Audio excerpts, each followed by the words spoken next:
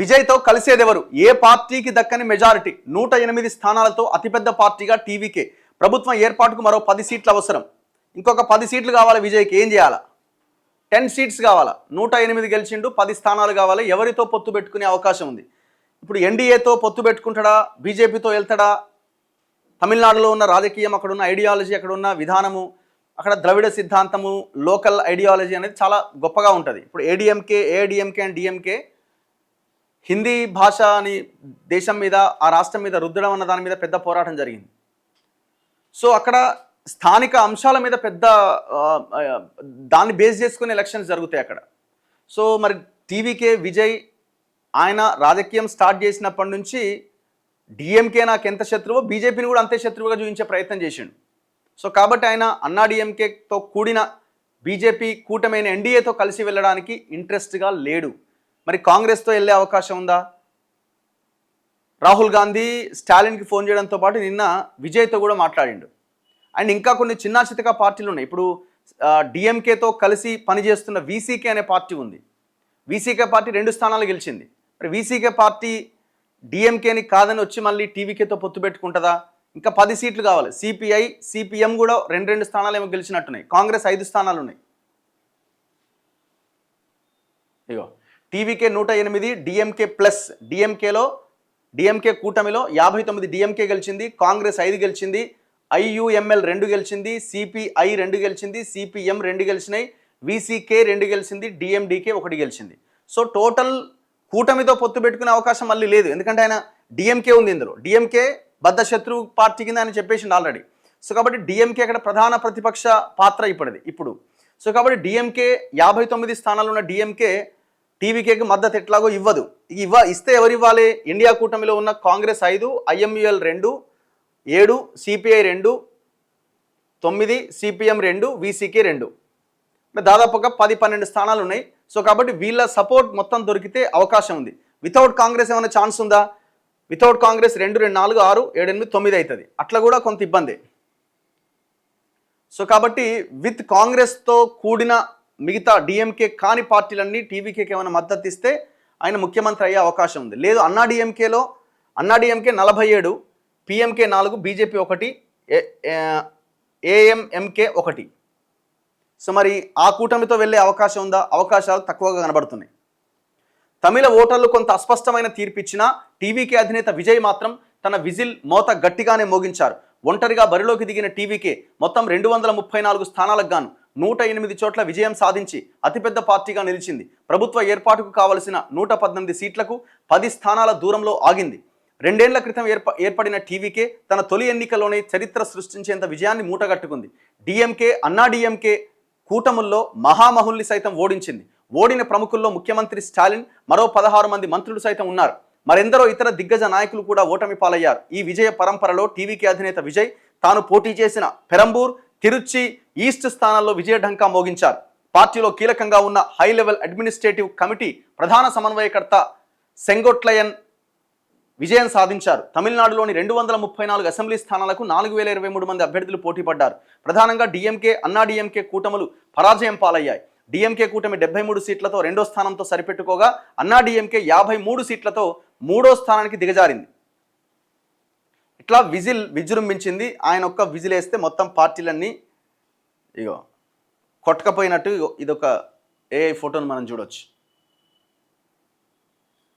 తమిళనాట ఒక నటుడు పార్టీ పెట్టి ముఖ్యమంత్రి కావడం 1977లో తొలిసారి జరిగింది. అప్పట్లో ఎంజి రామచంద్రన్ చరిత్ర సృష్టిస్తే 1987లో మరణించే వరకు దశాబ్దం పాటు ఆయన సీఎంగానే ఉన్నారు. 49 ఏళ్ల తర్వాత ఇప్పుడు విజయ్ అదే మ్యాజిక్ను పునరావృతం చేశారు. జయలలిత కూడా సినీ నటి అయినా ఆమె ఎంజీఆర్ వారసురాలిగానే ముఖ్యమంత్రి అయ్యారు తప్ప సొంతంగా ఆమె పార్టీ పెట్టలే. సో ఆనాడు ఎంజీఆర్, ఈనాడు విజయ్. తెలుగు రాష్ట్రాల్లో ఎన్టీఆర్.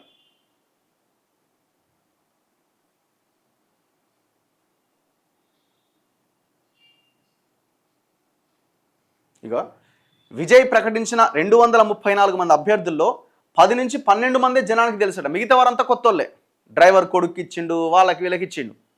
ప్రతి నియోజకవర్గంలో మీ విజయ్ ఉన్నాడని ఓటు వేయండి అని కోరిండు అంతే. సమయం తగినంత లేకపోవడంతో అన్ని నియోజకవర్గాల్లో ప్రచారం కూడా చేయలేకపోయిండు. కానీ తన గ్లామర్తో సందేశాన్ని జనాలకు బలంగా చేర్చిండు.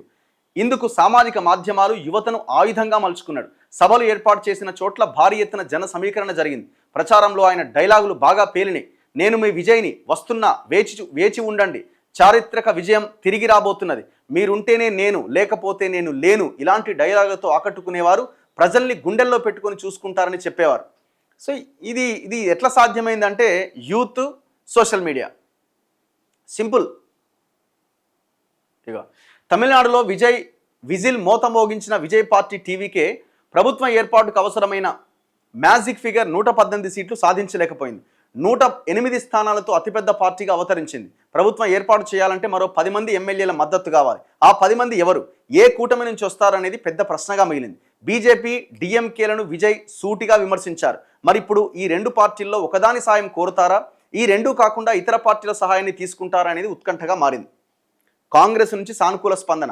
డిఎంకే కూటమిలోని కాంగ్రెస్ పార్టీ ఇప్పుడు టీవీకే వైపు మొగ్గు చూపుతున్నట్టుగా కనిపిస్తోంది. ఫలితాలు వెలువడ్డాక కాంగ్రెస్ అగ్రనేత రాహుల్ గాంధీ నేరుగా విజయ్కి ఫోన్ చేసి 15 నిమిషాలు మాట్లాడారు. తర్వాత ఆయన డిఎంకే అధినేత స్టాలిన్తోనూ మాట్లాడారు. అనంతరం ఏఐసిసి తమిళనాడు ఇన్ఛార్జ్ గిరీష్ చోడంకర్ కీలక వ్యాఖ్యలు చేశారు. విజయ్కి మద్దతిచ్చే విషయమై ఎదురు చూస్తున్నట్టుగా స్పందిస్తూ తమిళనాడులో యువత ఆకాంక్షల్ని కాంగ్రెస్ అధిష్టానానికి విన్నవించామని, వారి మార్గనిర్దేశనం మేరకు అడుగులు వేస్తామన్నారు. టీవీకే ప్రభుత్వాన్ని ఏర్పాటు చేయాలంటే 10 సీట్లు కావాలి. బీజేపీ, అన్నాడీఎంకే, డిఎంకే కాకుండా ఇతర చిన్న పార్టీలు విజయ్తో కలిసేందుకు గతంలో ఉత్సాహం చూపించాయి. అలాంటి పార్టీల్లో డిఎంకే కూటమి నుంచి వీసీకే 2 స్థానాలు, సిపిఐ 2, సిపిఎం 2, డిఎండికే 1 సీటు సాధించినాయి. ఇవి కాకుండా ఎన్డీఏ కూటమిలో ఉన్న పిఎంకే 4, ఏఎంఎంకే 1 స్థానంలో గెలిచాయి. మరి వీరి సహాయం టీవీకే తీసుకుంటుందా అనేది తేలాల్సి ఉన్నది. సో ఇట్లా 2024 ఫిబ్రవరి 2వ తేదీన టీవీకే పార్టీని స్థాపించిండు. 16 ఏళ్ల కిందటి ఒక ఇంటర్వ్యూలో ఒక దశను దాటితే సహాయం చేసేందుకు పలువురు ఉండాలి. అభిమానుల సంఘం ఒక దశ వరకే ఉండగలదు, దాన్ని దాటితే అధికారం కావాలి అని విజయ్ చెప్పడం ద్వారా అప్పట్లోనే రాజకీయ ఆలోచనలు ఉండొచ్చు అని తెలుస్తోంది. శ్రీలంకలో అంతర్యుద్ధం ఉధృత రూపం దాల్చినప్పుడు ఈలం తమిళులకు మద్దతుగా 2008 నవంబర్ 16వ తేదీన భారీ నిరసన చేపట్టిండట. 2009 జూలైలో విజయ్ మక్కల్ ఇయక్కంను ప్రారంభించారు. ఆ సంస్థ అభ్యర్థులు 2021 అక్టోబర్లో జరిగిన పురపాలక ఎన్నికల్లో పోటీ చేసి 115 చోట్ల పైన గెలిచిరట ఆనాడే. ఎప్పుడు 2009లో. వెండితెరపై విభిన్న పాత్రలు చేసిన విజయ్ 2017 తర్వాత సినిమాల్లో కూడా ప్రజానాయకుడిగా కనిపించారు. తలైవా, సర్కార్ లాంటి సినిమాలు ఆయన రాజకీయాల్లోకి వస్తారనే సంకేతాలు ఇచ్చినాయి. ఆయన ఆఖరి చిత్రం అంటూ ప్రచారం జరిగిన జననాయగన్ టైటిల్ కూడా ప్రజానాయకుడు అని అర్థాన్ని ఇస్తోంది. ఈ చిత్రం పోస్టర్స్లో విజయ్ను దివంగత ముఖ్యమంత్రి ఎంజీఆర్ను తలపించేలా చూపించడం, తిరిగి వెళ్లే ఐడియానే లేదు, ఐఆమ్ కమింగ్ లాంటి పొలిటికల్ డైలాగులు పెట్టడం గమనార్హం.